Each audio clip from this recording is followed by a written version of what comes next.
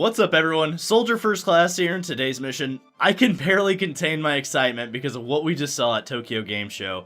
I am so happy with everything they displayed. I mean, from classic mode, to the summons, to the boss fights, to just everything. Every time I see this game, I'm so blown away. March is too far away. So what we're going to do today is a recap of what we saw at Tokyo Game Show.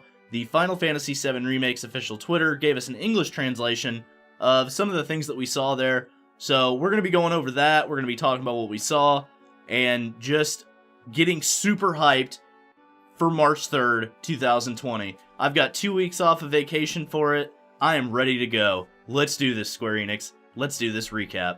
The show started off with some introductions, with Yoshinori Kitase coming out on stage with the Buster Sword. The presenter and Kitase discussed the game for a few minutes, but it was entirely in Japanese. Like I said before, I'll be referencing the English Twitter page for most of our explanations. So we got a stage presentation with a mini boss fight with the custom sweeper to begin the show, and Kitase and the stage player were just showing off the combat and magic. Something I noticed in the combat was that not only will there be a stagger mechanic, it appeared as though mechanical enemies can overheat. Cloud was using a fire spell on it, so I'm not sure if that causes it, or if mechanical enemies do actually overheat through repeated attacks. After the mini-boss fight, they moved on, and it was the lead-up to the reactor demo. When the demo moved on to the reactor, we saw some more grunt enemies being dealt with, and the same things we've been seeing in the demo footage. And then they pulled a rabbit out of the hat and blew my mind. First, we'll talk about the menu interface. It looks really clean and reminded me of a sleeker version of Kingdom Hearts 3. It looks really good and gave us a close-up look at the character models. I can't wait to see Tifa and Aerith in this menu as well. It showed Cloud labeled as the battle leader, which I assume is the person being controlled by the player. It also showed a status bar underneath the character renders that featured their level, experience, health, and MP. It also showed the options in the menu: battle settings, enemy report, magic, items, status, save and load, and system. I'm assuming enemy report is basically just the beastie area of this game. And then it happened. In a previous video I talked about how the remake will feature different difficulty settings due to its combat style. I'm not sure if more difficulties will be unlocked upon completion of the game, but it did feature a classic mode, easy mode, and normal mode. And that's not even the best part about it. The Final Fantasy VII Remake will feature classic mode. Classic mode will give turn-based fans the one thing they've wanted from this game. It's a mixture of turn-based and auto-battling that limits the button mashing several fans have been turned off by.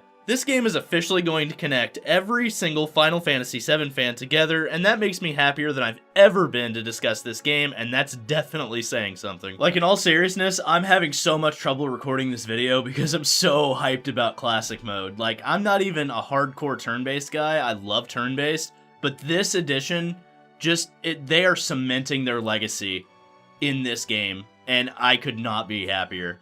In classic mode, you still had full control at all times, but multiple times the stage player stopped touching the controller and Cloud and Barret would still battle. They would then wait for you to input commands such as abilities, items, and magic. This gives fans that wanted a wait mode or a turn-based style with no action combat at all something to sink their teeth into. For Square Enix to add this mode in, they are truly making a Final Fantasy game that is not only for first-timers, but old-school fans alike. The show moved on and they displayed the squats minigame we saw from the trailer, and it's not as easy as you would be led to believe. During the minigame, you'll use the face button to make Cloud do squats much like the original. This time, however, you begin with the UI and partway through it disappears, so you'll have to remember your pattern. If you hit the wrong button, Cloud will fall and you'll have to get back up and keep going. You're on a timer, but it didn't look extremely difficult, but did look like a lot of fun. In the trailer we saw, Tifa's pull-ups had a different pattern, so you'll have to memorize each minigame's pattern individually. Then things got really interesting, and I got a lot of what I was asking for from the show. They moved on to the Apt Sewer monster boss fight, and we got a good look at Tifa and Aerith's combat, and it looked absolutely incredible. We finally figured out what Aerith's abilities are, and it adds a wrinkle to the combat I didn't expect. Here's the Twitter explanation. It states, Aerith's standard attacks are long-ranged, and pressing triangle button uses her unique ability Tempest. Her Holy Circle ability creates an area in the battlefield, and any spell used within that area is cast repeatedly. That actually adds a really strategic fold to this combat because it means you'll be able to multicast spells for double damage. It's unclear how often you can use this ability, but it sounds like it'll just be a standard ATB ability. Tifa's combos were shown off as well, but wasn't explained in the Twitter feed, although I'd say it's pretty straightforward. She just punches and kicks things to death. I did notice her gloves glowing after an ability was used, so I'm assuming that ability causes her to do extra damage on all of her combos. I will say this though, I think Tifa is going to be really fun to play with. The Apps boss fight was incredible to watch because not only was Apps really well detailed and looked fun to fight, we got our first breakdown about summons. We also got our first major look at the hard edge other than the combat we saw against the Airbuster in the E3 trailer. It appears that summons will be equipable by any party member, that they will also be context sensitive. Here's the Twitter explanation for the Ifrit summon, which I don't know whether or not this applies to all summons. During this boss battle, Cloud had the Ifrit summon materia equipped, and because of this, Cloud's attacks cause his summon gauge to eventually fill up completely over time. With a full summon gauge, we saw Cloud summon Ifrit, who remained on the battlefield. Summons are typically controlled by the AI, but we saw Cloud spend his ATB charges to make Ifrit use unique abilities such as Flare Burst and Crimson Dive. Ifrit remained on the battlefield until Cloud's summon gauge depleted, at which point Ifrit unleashed his ultimate attack, Hellfire. Each character can equip up to one summon materia each, and while playing Final Fantasy VII Remake, it'll be up to the player to decide which summon to equip, depending on the battlefield and the enemy. Summons will be context sensitive, and it will depend on the area you're in, so in the reactor segments when you're on catwalks and fighting enemies in tight spaces, you won't be able to summon. I'm slightly disappointed in that, but it also makes summoning special and less of an abused mechanic.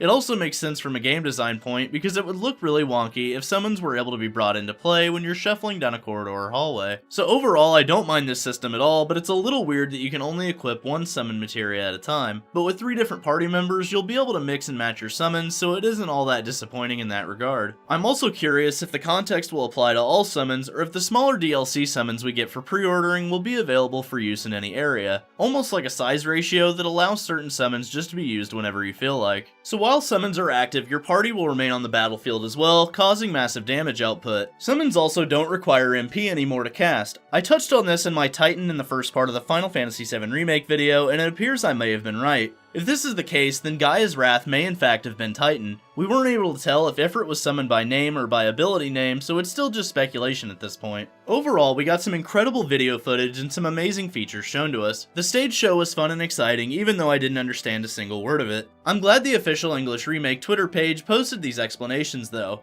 It really helped me make this video in a timely manner and get you guys the information you may have missed. This wasn't a full analysis, and I'm sure there will be amazing details that I didn't touch on, but overall, this was the meat of what we saw. March 3rd feels like an eternity, and I'm ready to sit there and thoroughly enjoy my time with the game. We didn't get a Red 13 reveal, and that's okay, because some things are better left to our imagination. This is one of the last major shows of the year, so maybe Square Enix is leaving him as a surprise for us to find when we play the game for ourselves. So what do you think, soldiers? Are you even more hyped for the Final Fantasy VII Remake? Before I do the outro, guys, I'd love to thank you for the overwhelming positivity that you guys gave me on the last video that I did, where I talked about the cultural impact of Final Fantasy VII and the Final Fantasy VII Remake. I loved reading all of your stories, and I'm super glad that you shared those with me. This game has connected so many people, like I said in that video, and it was just amazing to see all of your stories and how this game affected your lives. So, I definitely appreciate you sharing that with me. So anyway, let's do this outro. Thank you for watching, and don't forget to Omni-slash that like button. Let me know in the comments section below if you're excited for Final Fantasy VII Remake after seeing Tokyo Game Show. Subscribe to the channel, and ring that notification bell to join the ranks of Soldier today. And for all the latest Final Fantasy VII Remake news, rumors, and trailers, I'm Soldier First Class, and I'm on to the next mission. Later, guys.